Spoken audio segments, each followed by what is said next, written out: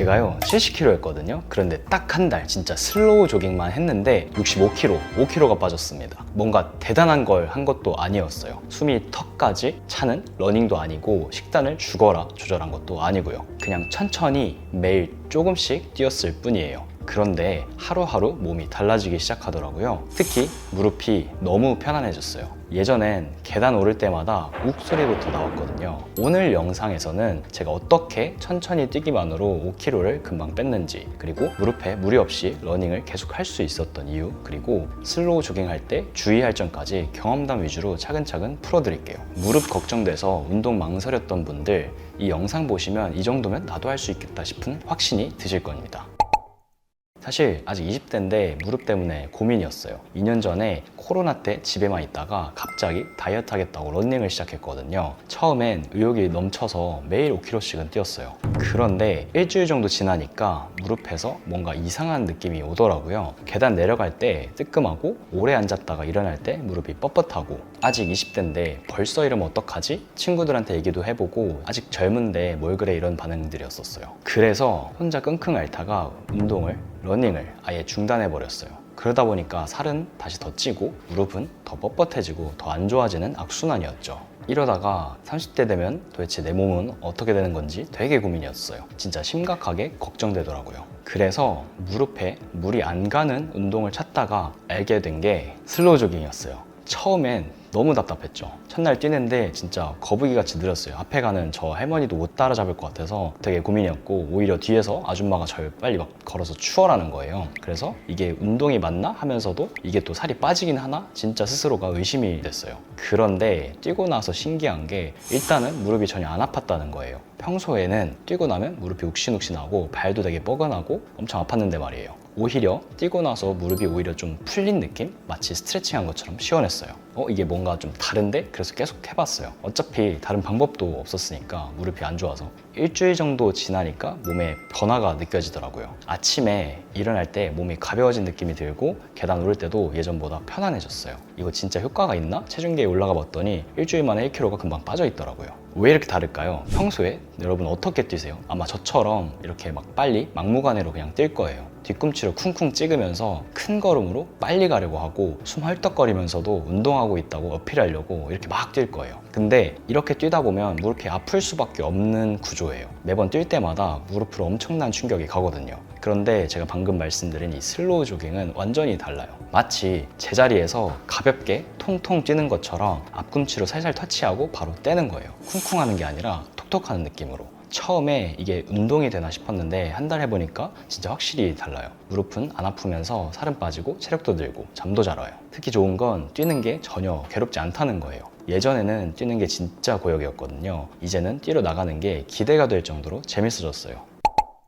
자, 그래서 이 슬로우 조깅에 대해서 핵심 3가지만 알려드릴게요. 복잡하게 생각하지 마세요. 딱 3가지만 기억하면 돼요. 첫 번째, 거북이처럼 천천히 뛴다고 생각하면 돼요. 정말 거북이처럼 느리게 뛰어야 돼요. 빨리 걷는 사람한텐 추월당해도 신경 쓰지 마세요. 옆 사람과 편안하게 대화할 수 있을 정도여야 해요. 오늘 날씨 좋네, 이런 이야기를 자연스럽게 할 수 있어야 된다고요. 만약 숨이 차서 말하기 힘들다면 더 천천히 뛰세요. 두 번째, 제자리에서 통통통, 제자리에서 가볍게 점프해보세요. 그때 발이 닿는 느낌 그대로 앞으로 가는 거예요. 쿵쿵 찍는 게 아니라 통통통 뛰는 것처럼 튀는 느낌으로. 마치 뜨거운 모래사장을 걷듯이 발바닥이 땅에 오래 머물지 않게 하세요. 세 번째, 발목 힘 완전히 빼기. 가장 중요한 건 발목에 힘을 주지 않는 거예요. 땅바닥을 차고 나가야지 하는 순간 종아리가 아파와요. 그냥 발을 떼고 놓고 하는 느낌으로만 하세요. 이 3가지만 꼭 지키면 1시간도 슬로우 조깅으로는 뛸 수 있어요. 무릎도 아프지 않게요. 사실 지난번에도 슬로우 조깅 관련된 영상을 올리고 나서 질문을 정말 많이 받아봤어요. 이게 진짜 운동이 되나요? 너무 느린 것 같은데 라는 말들이 참 많았는데, 당연히 저도 처음에 그랬으니까 이런 질문이 되게 공감이 됐어요. 이게 뭐 하는 거지 싶었는데 5km를 다 뛰고 나니까 이게 진짜 뛴 거 맞네 하면서 땀도 나고 열도 올라오더라고요. 진짜 부담 안 되면서도 확실한 운동된 느낌이 들어요. 오늘 그냥 한번 해보세요. 두 번째로는 자주 하시는 말씀이 뭔가 페이스가 헷갈려요. 이렇게 뭔가 페이스를 재신 분들 되게 많을 텐데, 어떤 분은 분은 630 페이스라고 하고 어떤 분은 9분 페이스로 하라고 하는데 맞아요. 이건 되게 정말 헷갈려요. 저도 되게 헷갈렸고 이걸 되게 집착할 때가 있었는데 사실은 정답은 없습니다. 본인의 컨디션과 나이에 따라 다르거든요. 그냥 중요한 건 페이스가 아니라 옆 사람과 방금 말한 것처럼 대화할 수 있을 정도로 편안한가 이거예요. 그래서 어떤 분은 7분 페이스로도 편안하게 뛸 수 있고 어떤 분은 10분 페이스여야지 편안하게 뛸 수 있다고 느낄 수 있고 그게 맞을 수 있어요. 그래서 핵심은 숫자에 얽매이지 말라는 거예요. 그리고 이런 질문도 되게 많이 하시는데 꼭 앞꿈치로 통통통 뛰어야 되나요? 그냥 느리게 뭐 대충 뛰면 안 되나요? 라는 어떤 자세에 대한 질문이 되게 많았는데 꼭 그래야 하는 건 아닌데 중요한 건 무릎 앞쪽에 충격을 덜 주는 거거든요. 큰 보폭으로 뒤꿈치 찍으면서 뛰지만 않으면 돼요. 자연스럽게 조심스럽게 착지하면서 작은 보폭으로만 뛰셔도 충분합니다. 그래서 완벽한 폼보다는 부상 없이 꾸준히 하는 게 더 중요하다는 거죠. 이 모든 걸 다 기억 못 하셔도 제일 중요한 게 무릎에서 약간이라도 이상한 신호가 들면 바로 멈추시는 게 좋다고 생각합니다. 무릎이 뜨끔하거나 찌릿하면 즉시 중단, 무릎이 붓거나 열까지 난다면 당연히 병원부터 가시는 게 제일 중요합니다. 그리고 절대 욕심을 내지 마세요. 오늘 컨디션 좋으니까 갑자기 530 페이스를 뛴다든지 막 더 많이 뛴다든지 이런 생각이 정말 위험해요. 저도 3주차쯤에 욕심내서 페이스를 그냥 무지막지하게 다시 올렸다가 다음날 뭐 다시 무릎이 아픈 경험을 해봤습니다.